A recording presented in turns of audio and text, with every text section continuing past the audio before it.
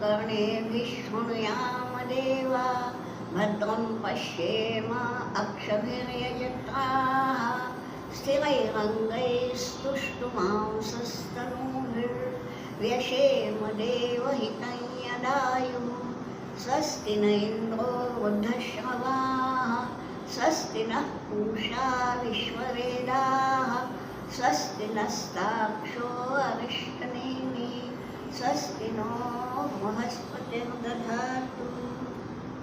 ओम शांति शांति शांति। आज हम इसके प्रश्नोपनिषद के दूसरे खंड के अंतिम भाग तक पहुंच रहे हैं। यानी ये जो भागवत वैरव्य है उसके प्रश्नों को उत्तर देते समय ये जो बता रहे हैं, तो यही बताया कि सारे इंद्रियों को ये पता चला कि प्राण ही सर्वश्रेष्ठ है। ये असल में वो प्रश्न था ना वैरव्य का, भागवत का, कि मैं श्रेष्ठ कौन है, तो श्रेष्ठ प्राण है, ये बतलाने के लिए अन्य इंद्रियों द्वारा की हुई प्राण की स्तुति प्रस्तुत की हुई है। तो यहाँ तक हम आए थे कि इन्होंने बोला कि हे प्राण, तुम ही इंद्र हो, तुम ही रुद्र हो, तुम ही सब कुछ हो। अब आगे क्या बताते हैं देखेंगे। अब देखेंगे मंत्र 10वां। यदा त्वम अभिवर्षसि अथ इमाः प्राण ते प्रजाः आनन्दरूपाः तिष्ठन्ति कामाय अन्नं भविष्यति इति। हे प्राण, यहाँ जो प्राण शब्द है वो संबोधन के लिए आया है और देखिए एक वचन में है। इसका मतलब ये जो प्राण है, एक प्राण, प्राण और गैर में का प्राण, तो ये जो बतलाया है हे प्राण, ये जो संबोधन है एक वचन में है। यहाँ ये बतलाया है कि हे प्राण, यदा त्वम अभिवर्षसि, यानी जब तुम मेघ का रूप लेकर के जब तुम वर्षाव करते हो, यदा त्वम अभिवर्षसि तदा ते प्रजाः आनन्दरूपाः तिष्ठन्ति। ये सारा जो ब्रह्मांड है त्रैलोक्य पर, धरती पर जो ये प्रजा है, चाहे मनुष्य प्राणी हो चाहे अन्य प्राणी हो, सभी को अन्न चाहिए, अनाज चाहिए, और इसकी उत्पत्ति मेघ से वर्षा हुए बिना हो नहीं सकती। इसलिए हे प्राण, तुम जब मेघ के रूप में वर्षा करते हो तब ते प्रजा आनन्दरूपाः तिष्ठन्ति, तभी ये प्रजा आनंदित होती है। क्या मतलब है? प्राण को मेघ रूप क्यों बतलाया है? इसलिए कि प्राण ही सर्वश्रेष्ठ है। उसको रहना है तो अनाज चाहिए, अनाज चाहिए तो पानी चाहिए, पानी चाहिए तो मेघ रूप है। तो ये जो प्राण शक्ति जो हमारी है इसका मूल मेघ में है। इसलिए बोला है हे प्राण। तो मेघ कोई है, लेकिन ये प्रार्थना है, प्रार्थना नहीं विधान है कि हे प्राण, जब तुम मेघ का रूप लेके वर्षा करते हो तो प्रजा आनंदित होती है। क्यों आनंदित क्यों होती है? आगे लिखा है कि कामाय अन्नम भविष्यति, कि अब हमारे लिए कामाय, हमारे कामना के अनुसार, यथेच्छ, जितना हम चाहें, जितनी हमारे कामना हो वैसा अनाज अब होगा।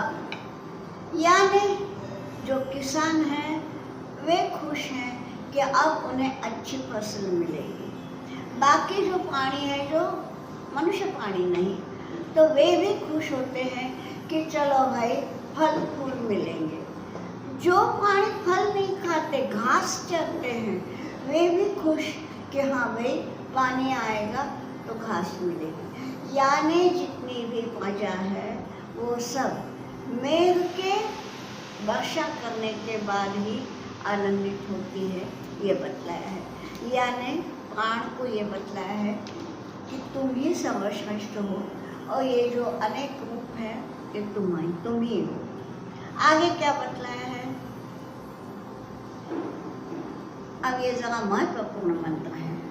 वाद्यस्त्वं प्राणे प्राण एकर्षि, हे प्राण त्वं वाद्यः त्वं एकर्षिः अत्ता विश्वस्य सत्पतिः वयम् आद्यस्य दातारः पिता त्वं मातरिश्व नः।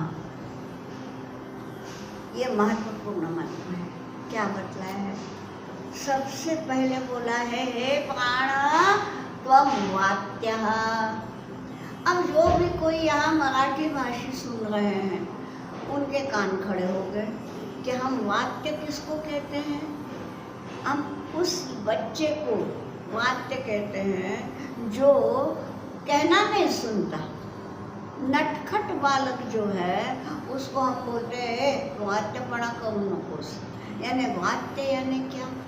संस्कारहीनत्व। ठीक। अब यहाँ प्राण को क्यों बोला है कि तुम वाद्य हो? इसलिए कि देखिए, संस्कार यदि हमें पाने हैं तो हमसे पहले किसी की उत्पत्ति होनी चाहिए। हमारे कोई गुरुजन चाहिए जो संस्कार दे। माता पिता हो, नाना नानी हो, दादा दादी हो या गुरुजन हो, कोई हमसे पहले जो पैदा हुआ है वही हमको संस्कार देता है। ठीक। अब ये प्राण शक्ति जो है वही तो सबसे पहले पैदा हुई।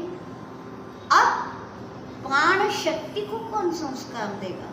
तो प्राण जो है वो जन्मतः सुसंस्कृत है। देखिए, जो दुनिया में पहले गुरु हुए उनको किसने सिखाया होगा जी? सोचो ना। तो वे जन्मतः ज्ञानवान थे। वैसे ही प्राण तुम भी जन्मतः शुद्ध हो। संस्कार क्यों होते हैं? संस्कार होते हैं कि हमारे भीतर जो भी विकार हैं, जो भी अशुद्धियाँ हैं वो निकल जाए, इसलिए संस्कार होते हैं। जो जन्मतः शुद्ध है उसके लिए कोई आवश्यकता नहीं संस्कार की। इसलिए ये बोला है कि हे प्राण तुम वाद्य हो, यानी तुम संस्कारहीन हो, यानी ऐसा कोई नहीं है जो तुम्हें संस्कार दे सके। ठीक। ये वाक्य शब्द के कारण यहाँ पे हमको रुकना पड़ा कि हे प्राण तुम वाद्यः तुम एकर्षि, तुम एकर्षि हो यानी एकमात्र ऋषि हो। अब ऐसा क्यों कहा? क्या ऋषि दुनिया में एक ही है? कईयों को ऋषि बोलते हैं। स्वयं ये जो बता रहे हैं ये उपनिषद पिप्पलाद, इन्हें भी ऋषि कहा गया है।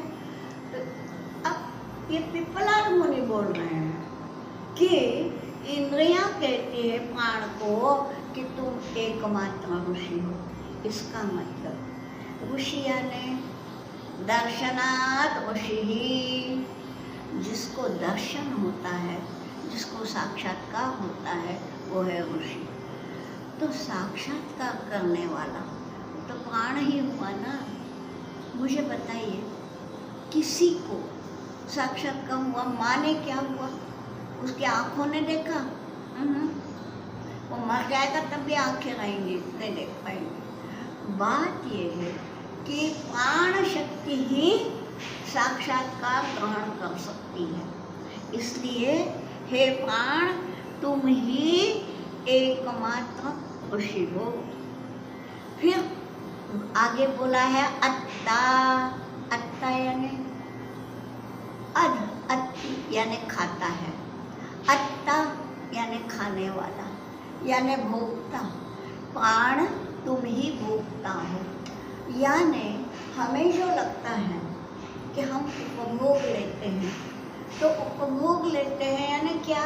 ये तो पहले भी हो चुका है कि इंद्रियों के माध्यम से हम उपभोग करते हैं, लेकिन जो संतुष्टि है वो किसको हुई? वो संतुष्टि इंद्रियों को नहीं, बल्कि प्राण को होती है। तो संतुष्ट कौन है? प्राण। इसलिए भोक्ता कौन है? प्राण। इस भोक्ता के अर्थ में यहाँ बोला है अत्ता। क्या क्या बोला है प्राण को? कि तुम वात्य हो, संस्कारहीन हो, मतलब तुम्हें संस्कार देने वाला कोई नहीं है। तुम एकर्षि हो, माने एकमात्र ऋषि हो, एकमात्र द्रष्टा हो। तुम अत्ता हो, यानी तुम ही भोक्ता हो। तुम विश्वस्य सत्पति ही। अब सत्पति का क्या अर्थ है? देखिए, सत का अर्थ एक होता है अच्छा, सतपति यानी अच्छा पति। क्या? तो ऐसा नहीं है। सत का एक अर्थ अस्तित्व भी होता है। विश्वस्य सत्पति माने विश्व के अस्तित्व के तुम पति यानी नियंता हो। तुम विश्व के अस्तित्व के नियंता हो, यानी जब तक प्राण है तब तक हमें विश्व दिखेगा। विश्व का अस्तित्व तब तक ही है जब तक प्राण है। प्राण निकल जाएंगे तो हमारे लिए विश्व है ही नहीं, विश्व का अस्तित्व मिट जाएगा। हिंदी में एक कहावत है ना, आप मिट गए मिट गई दुनिया, यानी हम एक मर गए तो दुनिया हमारे लिए मर गई ना, क्योंकि दुनिया का भान ही नहीं है। तो ये प्राण ही जो है वो विश्व के अस्तित्व का बोध कर देते हैं, इसलिए विश्व से सत्पति। और वयम आद्यस्य दाता। और हम कौन है? वयम, वयम यानी प्राण को बोल रहे हैं ये बाकी, यानी जो श्रोत्र चक्षु इत्यादि ये बोलते हैं हे प्राण वयम, यानी हम इंद्रियां। हम इंद्रियां कौन है? आद्यस्य दाता। आद्य, आद्य यानी क्या? आपको जो मालूम है वो अर्थ ठीक है, आद्य यानी पहला, वो ठीक है, वो आदि से आया है। लेकिन एक धातु है अद, अद अति यानी खाने वाला, खाना। आद्य यहाँ यह लगा है, माने भक्षणीय वस्तु, खाद्य वस्तु। तो आद्य का मतलब है खाद्य, भक्षणीय। तो हम तुमको भक्ष्य देने वाले हैं। वयम आद्यस्य दातारः, हम तुम्हें भक्ष्य देते हैं। इसका मतलब क्या? हे प्राण, तुमको संतुष्ट करने के लिए हम इंद्रियां सदैव कार्यरत रहते हैं, क्योंकि भक्ष्य पाकर खुश होने वाला, पहले बताया ना, तुम अत्ता, तुम खाने वाले हो। तो तुम खाने वाले हो तो तुमको अन्न देने वाला कोई चाहिए, तो अन्न देने वाली तो ये इंद्रियां हैं, लेकिन इन इंद्रियों को भी प्रेरणा देने वाले तुम ही हो। ठीक। अब क्या बोला है आगे कि पिता त्वम मातरिश्व नः। यहाँ फिर से दत्त चित्त होकर सुनना है। यहाँ पिता त्वम, ये तो आसान है कि तुम हमारे पिता हो। बोलने वाली है इंद्रियां, बोल रही है प्राण को कि हे प्राण तुम हमारे पिता हो। यहाँ तक तो समझ में आता है। ये हुई व्यष्टि की बात, व्यक्ति की बात हुई कि एक व्यक्ति की इंद्रियां बोलती है उस व्यक्ति के प्राण को कि तुम ही हमारे पिता हो। ठीक है, तुम्हारे कारण ही हमारी उत्पत्ति है। यहाँ तक ठीक है।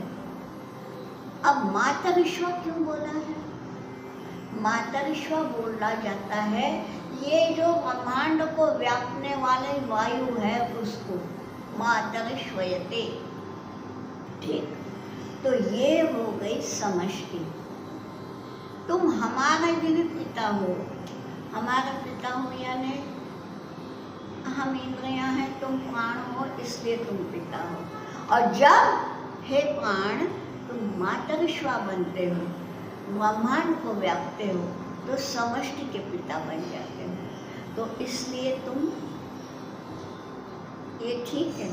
अब यहाँ जो मैंने बोला दत्त चित्त होकर सुनो, वो इसलिए कि अंतिम जो शब्द 2 दिए होंगे आपके सामने जो मंत्र है उसमें मातरिश्व और नः 2 शब्द होंगे। कई पतियों में मातरिश्व नः एक ही शब्द है। हम दोनों का अर्थ देखेंगे क्या बतलाया है। मातरिश्व नः यानी ये मातरिश्वन शब्द की षष्ठी है, ठीक।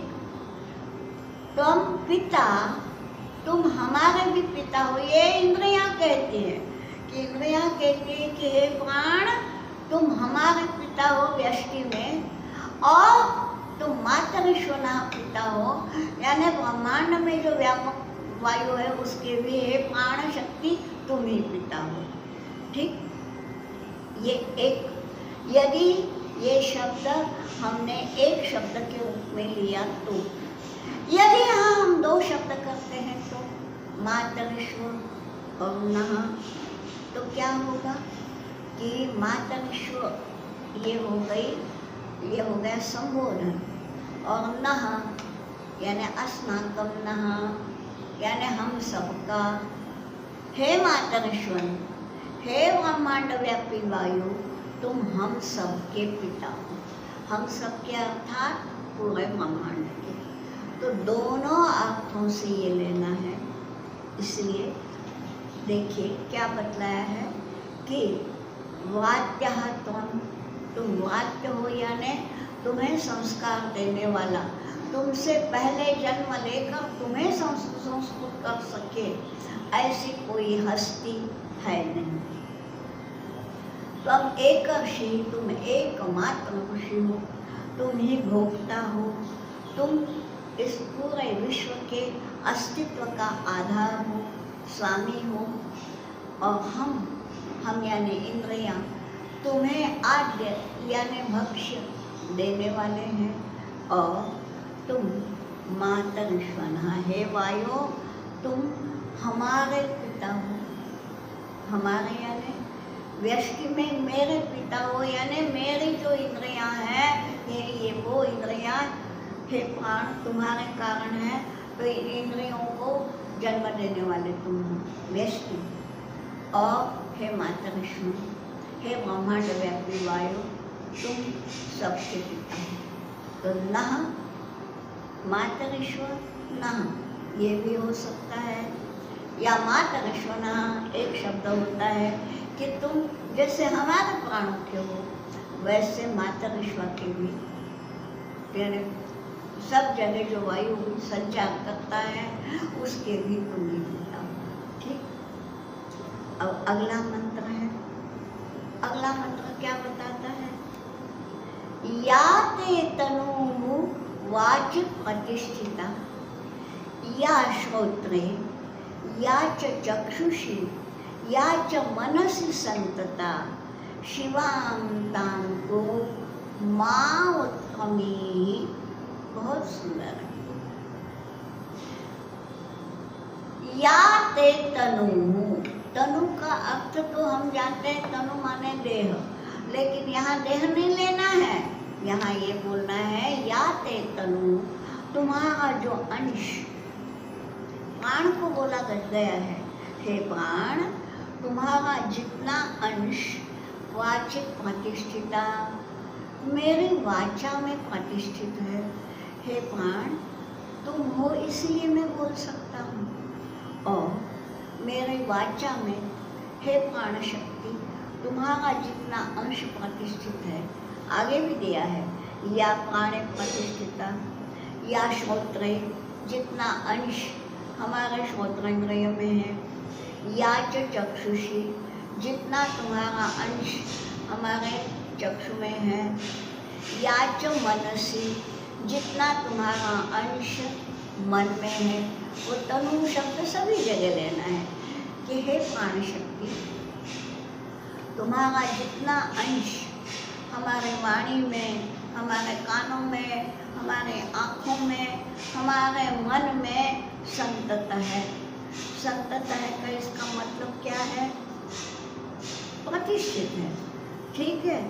तो वो शिवांताम को जो तुम्हारा अंश मेरे वाणी में, नेत्रों में, कानों में, मन में है, उतने अंश को तुम शिव कहो। शिव यानी पवित्र, शांत। शिव में शांति भी अनुस्यूत है। शिव यानी पवित्र है तो शब्द सभी जानते हैं, सत्यम शिवम सुंदरम बोलते हैं, लेकिन ये पवित्रता जो है उसमें शांति अंतर्भूत है। इसलिए शिव शंकर जो है सदैव शांत है। सोचिए तो, कैलाश पर्वत पर स्थित है, चारों तरफ बर्फ छोड़ के कुछ भी नहीं है। ऐसी स्थिति में बिना सिहरे हुए, बिना ठिठुरन के कैसे क्या रहते हैं वो? शांत है। शिव यानी शांत। यहाँ ये बोला है कि जो है प्राण, जितना भी तुम्हारा अंश हमारे इन इंद्रियों में है, उस अंश को शिवाम को, उस अंश को शांत करो। इसका मतलब तुम जाओ मत। शांत कब रहेंगे हमारे इंद्रियां? जब तक उनमें प्राण शक्ति है। प्राण शक्ति निकल गई तो तड़फड़ाहट होगी, छटपटाने लगेंगी इंद्रियां, और इंद्रियों की छटपटाहट मन शांति का भंग। तो इसलिए हे प्राण, शिवम को माँ उत्क्रमी, तुम जाओ मत। क्यों? ये क्या हुआ है? देखिए, जब इन लोगों ने प्राण की महत्ता नहीं मानी थी तो प्राण ने केवल अपने के लीला दिखाई थी कि मैं जाता हूँ, सोच के उत्क्रमण किया नहीं है। प्राण का उत्क्रमण होता तो कहाँ से बोलती इंद्रियां? लेकिन प्राण में जाता हूँ ऐसा कर रहा है, इसलिए ये इंद्रियां छटपटाई। और अब ये इंद्रियां बोल रही हैं कि अब तुम मत जाओ, शांतिपूर्वक कहो माँ उत्क्रमी। ठीक है, यहाँ तक सब माँ उत्क्रमी है, अब तुम जाओ मत, तुम ही सर्वश्रेष्ठ हो, ये सारे इंद्रियों ने मान लिया है। यही सब पिप्पलाद मुनि भागवत वैदर्भी को सुनाते हैं। तो अब इस खंड का अंतिम मंत्र देखेंगे, क्या है? प्राणस्य इदं वशे सर्वं त्रिदिवे यत् प्रतिष्ठितं माता इव पुत्रान् रक्षस्व श्रीश्च प्रज्ञां च विधेहि नः इति बोल दिया, यानी यहाँ पे ये समाप्त हो गए। क्या बतलाया है कि प्राणस्य वशे इदं सर्वं, ये सब कुछ जो है। पहले कवंडी के प्रश्न में था कि ये प्रजा कैसी उत्पत्ति हुई, उसका उत्तर मिलने के बाद, प्रश्न एक जन करता है, उत्तर 6 जन सुनते हैं। वो उत्तर सुनने के बाद भागवत वैदर्भी का प्रश्न था कि ये तो समझ में आ गया, प्राण और गई की लीला। अब इस संसार का व्यवहार कैसे चलता है बताओ? तो वो व्यवहार कैसे चलता है और व्यवहार चलाने वालों में से कौन श्रेष्ठ है? उसका उत्तर ये है कि प्राण श्रेष्ठ है। और इसलिए यहाँ पर अंतिम है ये क्या बतलाया है कि इदम सर्वम, ये सब कुछ जो है, दुनिया है, ब्रह्मांड है, ये सब प्राणस्य वशे। और त्रिदिवे यत् प्रतिष्ठितम्, त्रिदिव त्रैलोक्य में जो प्रतिष्ठित है, जो स्थिर है। स्थिर है का मतलब ये नहीं पृथ्वी भी स्थिर नहीं है, पृथ्वी भी घूम रही है, चंद्रमा आदि ग्रह उपग्रह सब घूम रहे। स्थिर है यानी अंत नहीं हो रहा है उनका, घूमते घूमते स्थिर है। यानी ये जो बतलाया है कि क्यों है, सब में प्राण शक्ति है, इसलिए तो जो कुछ भी है वो प्राण के आधार पर ही, प्राण पर ही अधीन है, प्राण के ही अधीन है। और इसलिए माता इव पुत्रान् रक्षस्व, अब ये तो उपमा है कि जिस प्रकार से माता अपने बालक की प्यार से रक्षा करती है, पालन पोषण करती है, वैसे है प्राण शक्ति तुम भी हमारा पालन पोषण करो और हमें श्रीश्च प्रज्ञाश्च, हमें श्री दो, हमें प्रज्ञा दो। श्री का मतलब केवल धन संपत्ति नहीं, सारी संपत्ति, गुणों की संपत्ति हो सकती है, ज्ञान की संपत्ति हो सकती है, आरोग्य की संपत्ति हो सकती है, धन की होती है, यश है, कीर्ति है, हमारे अंदर पनपने वाली भावनाएं, वैराग्य, ये सब कुछ श्रेय है। ठीक, इस ऐश्वर्य बोला गया है, षड ऐश्वर्य। तो ये 6 प्रकार का ऐश्वर्य और प्रज्ञा। प्रज्ञा का अर्थ क्या है? प्रकर्षण ज्ञान।